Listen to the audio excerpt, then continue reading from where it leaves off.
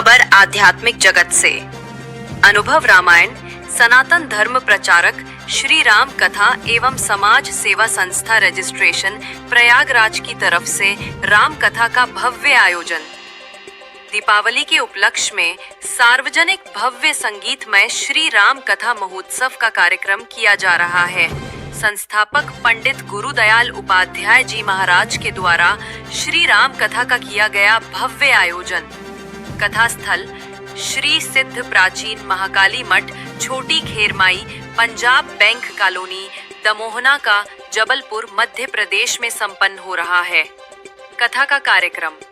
कथा व्यास पूज्य अमित मिश्रा जी महाराज, प्रयागराज के मुखार बिंदु से 12 अक्टूबर से आरंभ होकर 18 अक्टूबर 2025 तक चलेगा। कथा समय 2 बजे से शाम 5 बजे तक रोजाना। आप सभी भक्तों से निवेदन है कि बड़ी से बड़ी संख्या में कथा स्थल पर पहुंचकर श्री राम कथा सुन जीवन को धन्य बनाएं। स्टार 7 लाइव से मध्य प्रदेश ब्यूरो की रिपोर्ट। जो नहीं सुनेंगे उनको क्या नहीं मिलेगा, जो सुन चुके हैं उनको क्या प्राप्त हुआ है, ये सारी बातें कथा के महात्म्य में ही बताया जाता है।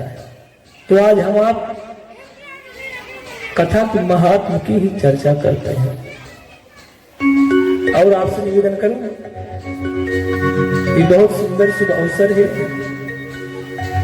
जिस दिन भगवान की कथा प्रारंभ हो जाए वो दिन ही मानव बहुत सुंदर हो जाता है, क्योंकि भक्त के जन्म जन्मांतर, कल्प कल्पांतर, युग युगांतर पूर्वजों का जब पुण्य उदित होता है तब जाकर ऐसी सभा में बैठने का अवसर प्राप्त होता है, तब जाकर राम कथा पंडाल में आने का अवसर प्राप्त होता है। मानो आपके हमारे ऊपर भगवत कृपा है, तब आकर हम आप बैठकर भगवान की कथा सुन रहे हैं।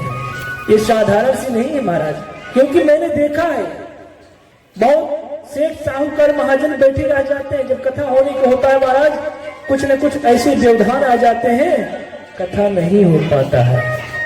कथा पैसे के दम पर नहीं कराया जा सकता है, कथा तो भगवान का कृपा का फल है। ये मानो भगवान आपके ऊपर अनन्य कृपा कर दिए हैं, तब जाकर ऐसे हरिजन में आपको लाभ लेने का अवसर प्राप्त हो रहा है। और एक बात, ये जो कथा है, आयोजक लोग जहां रहते हैं कथा में, उनको बहुत चिंता रहता है। चिंता क्या बात है महाराज? चिंता यह बात है, पंडाल की व्यवस्था करना, कथा व्यास को बुलाना, अनेक प्रकार से चिंताएं रहती हैं। और उसके बाद ये सारी व्यवस्था जब कर दे तो पता श्रोता लोग आएंगे कि नहीं, ये समस्या है। श्रोता लोग आएंगे कि नहीं, ये चिंता की बात है। क्योंकि गोस्वामी जी कहते हैं, और आपसे निवेदन करूं, श्रोताओं को कुछ करना भी नहीं है, ना तो उनको पंडाल की व्यवस्था करना है, ना कथा व्यास को बुलाना है। सिर्फ चुपचाप अपने घर से निकलकर भगवान के मंदिर के प्रांगण में आना है और कथा सुनना है। फिर भी लोग नहीं आ पाते हैं। ये देखिए महाराज।